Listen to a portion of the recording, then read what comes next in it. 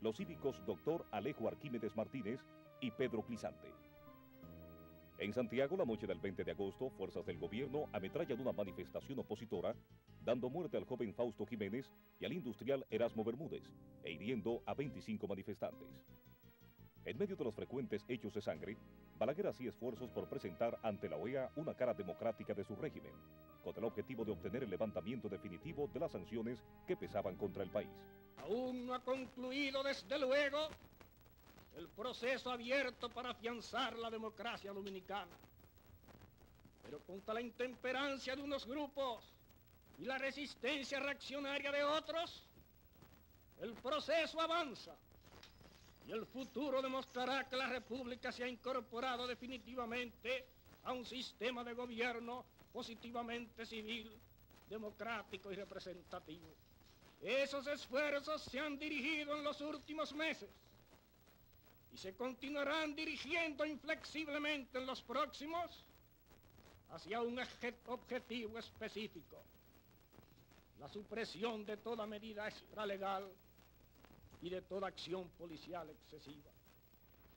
Este plan de democratización, sin embargo, podría acelerarse y conducirse con más efectividad y con más eficacia si se constituye un gobierno de coalición que permita a todos los partidos colaborar en la obra de la reconstrucción nacional y en el saludable propósito de conducir al país hacia la meta del régimen de derecho que se requiere para que quede definitivamente establecida en la República en toda su plenitud la democracia del pueblo, por el pueblo y para el pueblo, según la admirable fórmula esbozada en la oración de Gettysburg. Ante la propuesta de Balaguer para un gobierno de coalición, la oposición, encabezada por el 14 de junio y la Unión Cívica, mantuvo firme su posición de que no podía haber elecciones libres mientras miembros de la familia Trujillo permanecieran en el país. Mientras los cívicos y los catorcistas se esforzaban en lograr la salida de los Trujillo, el PRD, con Ángel Violán a la cabeza, no propiciaba un enfrentamiento directo con los Trujillo. Sus esfuerzos se centraban en organizar su partido en todo el país. Crearon la Caravana de la Libertad y recorrieron gran parte del territorio nacional, organizando comités del PRD, cuya línea política fue sintetizada en la consigna Borrón y Cuenta Nueva.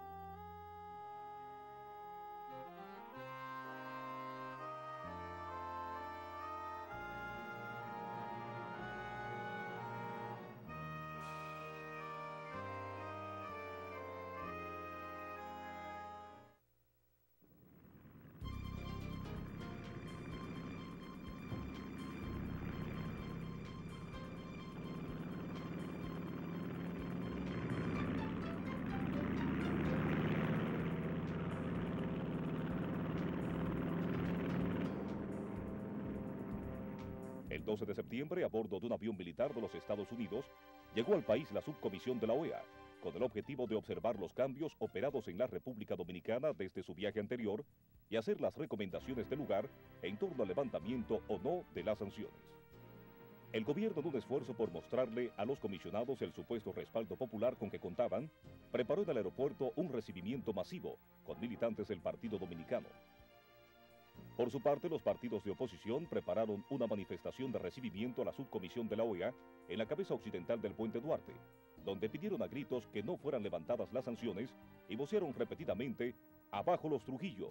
¡Abajo Balaguer! Antes que la comisión de la OEA llegara al Puente Duarte, la manifestación de la oposición fue ametrallada por calieses al servicio del régimen, hiriendo numerosas personas y ocasionando la muerte a los doctores Gregorio Silvestre y Víctor Estrella Liz. Como muestra de duelo y de repudio a las acciones represivas del gobierno, se inició una huelga de 3 días, que sería la primera huelga de la oposición después de Trujillo. A principios de septiembre, el presidente norteamericano John F. Kennedy envió a Santo Domingo al periodista John Barlow Martin para que observara la situación dominicana e informara desde el terreno de los hechos lo que estaba sucediendo en la nación caribeña. John Barlow Martin llegó a Santo Domingo el 8 de septiembre de 1961. Recorrió parte del territorio nacional, participó de incógnito en manifestaciones, entrevistó a líderes y militantes políticos y regresó a Washington el día 28 de ese mismo mes. En el reporte de Barlow Martin, leído por el presidente Kennedy el 5 de octubre, se hacía una serie de afirmaciones sobre la República Dominicana y sobre varios de sus líderes.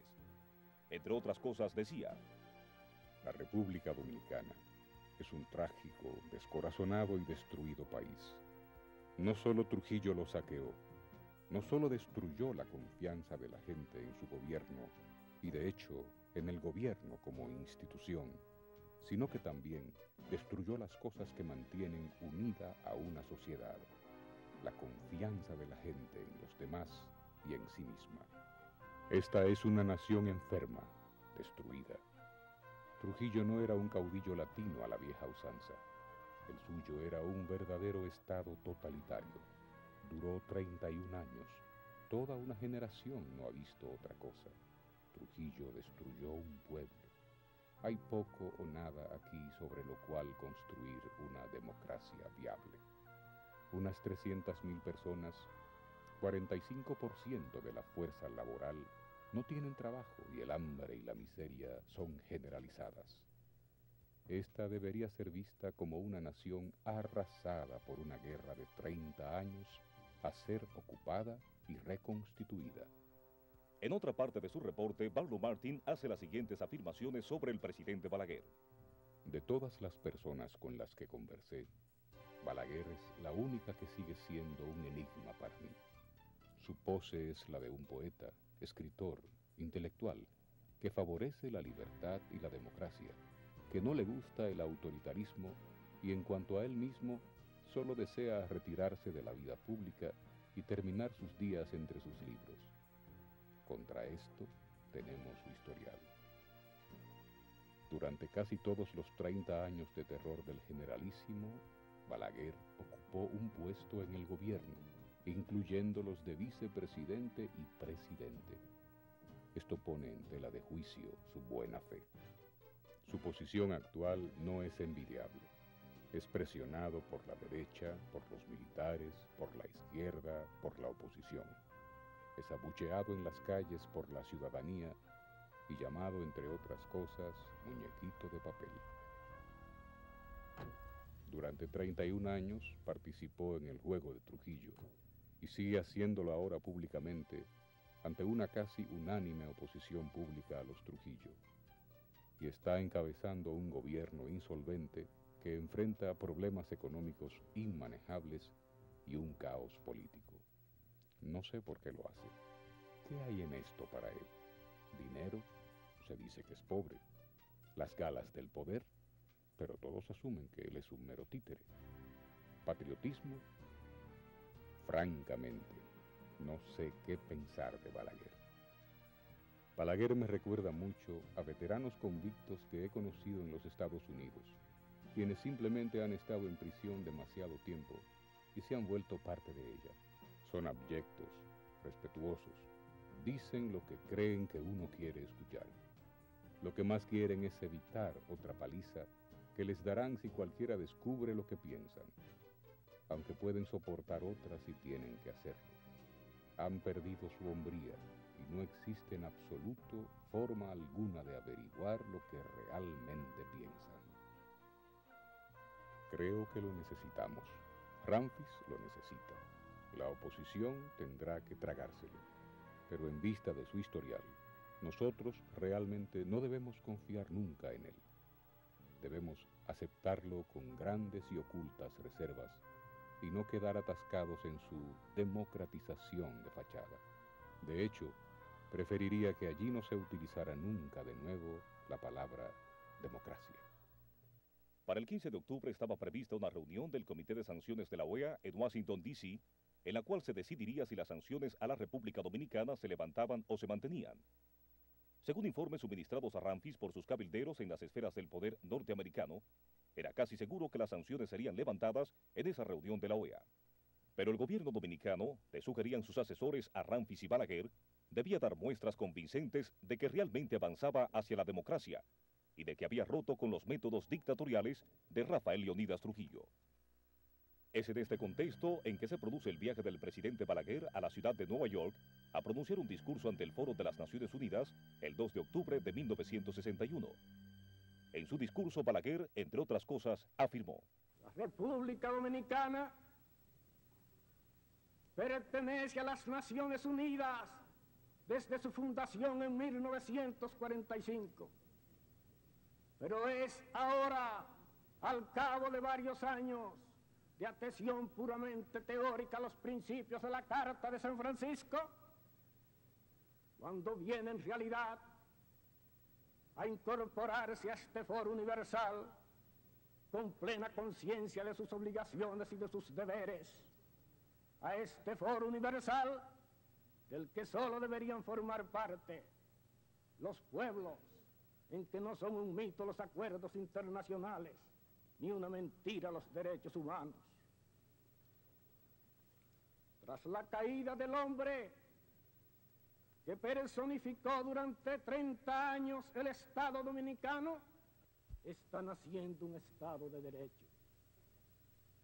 El edificio de la dictadura se ha desplomado y sobre sus ruinas hemos empezado a edificar, con paciencia y sin alardes demagógicos, un régimen fundido en los viejos moldes que nos legaron los fundadores de la República y que en el fondo no difieren de ninguno de los moldes seculares que creó el genio de Bolívar, el de San Martín, el de Washington, el de O'Higgins, el de Morazán, el de Juárez, el de Martí y el de los otros grandes próceres de la independencia americana.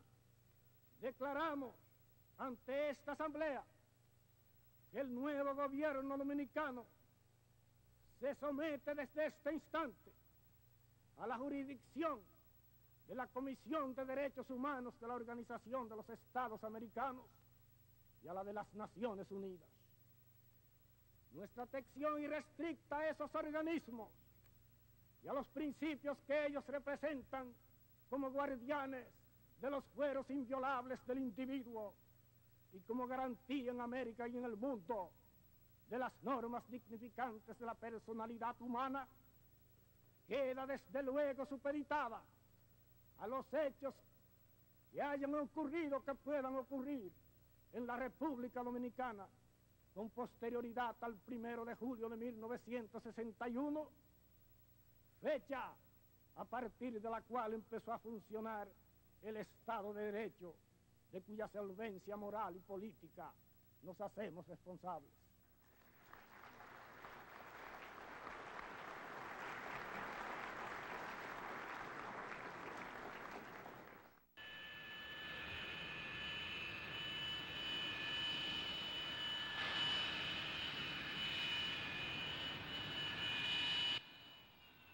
El día 8 de octubre, Balaguer regresó a Santo Domingo.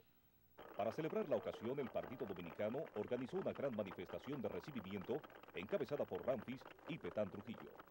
Agradezco con un sentimiento que arranca desde lo más profundo de mi corazón la simpatía y la cordialidad con que soy recibido. Traigo la seguridad, la convicción de que en no lejano día serán levantadas las sanciones y que el país, la convicción de que el país retornará con la plenitud de sus derechos a la familia hemisférica, porque no existen razones lógicas ni pretextos plausibles para mantener sobre el pueblo dominicano esa providencia punitiva. Espero asimismo que este anhelo nacional sea compartido con sinceridad por todos los dominicanos, gobiernistas y opositores. Gracias.